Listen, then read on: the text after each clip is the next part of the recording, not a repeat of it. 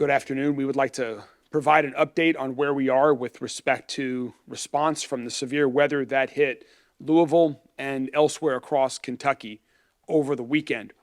First, talk a little bit about locally and then expand broader to some of the efforts that folks from Louisville are providing in assistance out in the state in areas that have been harder hit than our city here in Louisville.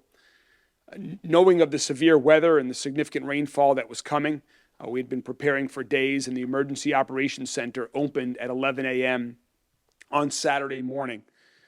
By the end of the night Saturday evening, 29 water rescues were performed by Louisville Fire Department, LMPD, and other fire departments around the county. Most of these were stranded drivers. No injuries were reported from these water rescues within Louisville, Jefferson County. Right now, where we are is most of the flash flooding that occurred late Saturday night into Sunday has receded or is receding. The Ohio River, however, is at an elevated stage, which you can see. As a result, Eva Banwin and Cox's Park, both of those parks along River Road, are currently closed. Additionally, River Road under I-64 right now downtown is currently closed as well due to flooding from the Ohio River rising at this time. In terms of our help to our friends across the state of Kentucky, as you've seen, many areas of Kentucky suffered severe flooding damages that they are still dealing with. Saturday evening, the state requested that Emergency Management Director Jody Myman lead an incident management team in a 10-county area in eastern Kentucky. Early Sunday morning, Director Myman and several other teams went to eastern Kentucky with equipment, apparatus to help in the search and rescue in eastern Kentucky and to establish the area regional command for that portion of the search and rescue operations. Staff and resources from Louisville Fire, Louisville Emergency Management Agency, Louisville EMS are now there in eastern Kentucky to support the search and rescue operations. We also have urban search and rescue teams from Okolona, Fern Creek, J-Town, and the Anchorage Middletown fire departments also have been deployed to help elsewhere in Kentucky. We still have plenty of resources here in Louisville and Jefferson County across the entire county in the event they are needed, but we want to also help our friends in need across the Commonwealth of Kentucky. PRP also has a water rescue team that has been deployed as well. In addition, water rescue teams from Okolona, J-Town, Anchorage Middletown fire departments have also been deployed to western Kentucky, where they are there on standby in case they are needed there as well. I'm going to turn now over to Chief Brian O'Neill from the Louisville Fire Department to provide a few more details about some of the efforts that the Louisville Fire Department has been doing to help out here in Louisville and elsewhere around Kentucky. Chief O'Neill. Thank you. So Mayor Greenberg covered it very well, but I just want to kind of go over some of the specifics.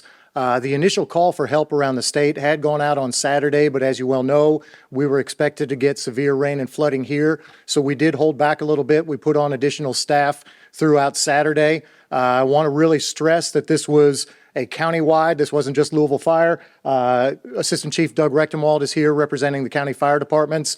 This was a countywide operation. Similar to these deployments, one team, one fight. We're all going out there together. So we started to deploy resources early Saturday morning.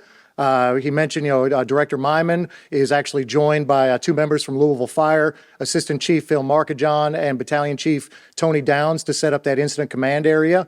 We have one team that is in Richmond, Kentucky to kind of cover that area by the Kentucky River and south central of that. And then the rest of our teams have been deployed out to Pikeville. Right now, today, so they are meeting. There are FEMA resources that are on the scene throughout the state as well. Our people, of course, are assisting with that, but our teams, the county team, as well as the Louisville Fire team that is there in Pikeville, they have been dispatched today to the southeast corner of Pike County, Phelps and Belfry.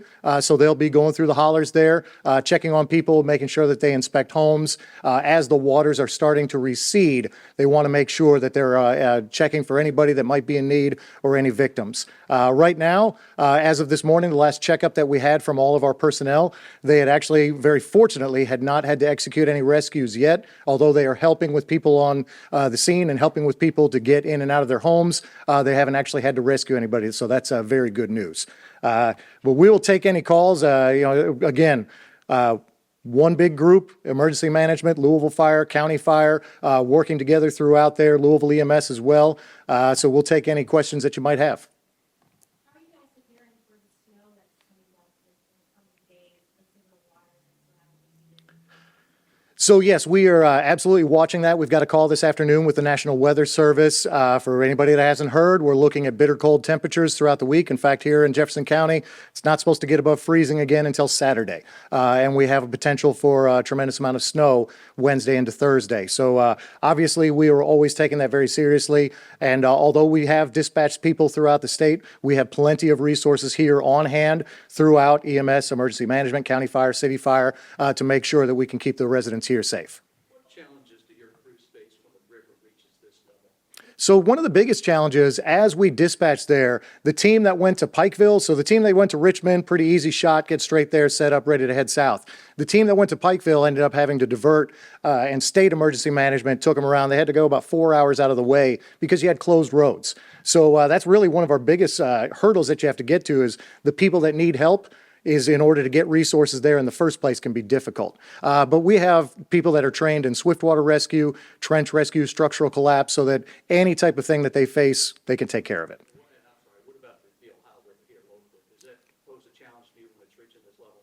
So the Ohio River can, but right now that's not what we would consider a dangerous stage. What you want to watch with the Ohio River is the speed of the river is the biggest thing. We've got the Falls of the Ohio right here. You have the hydroelectric. You have all those areas that are funneling water. They can open up additional gates to move more water.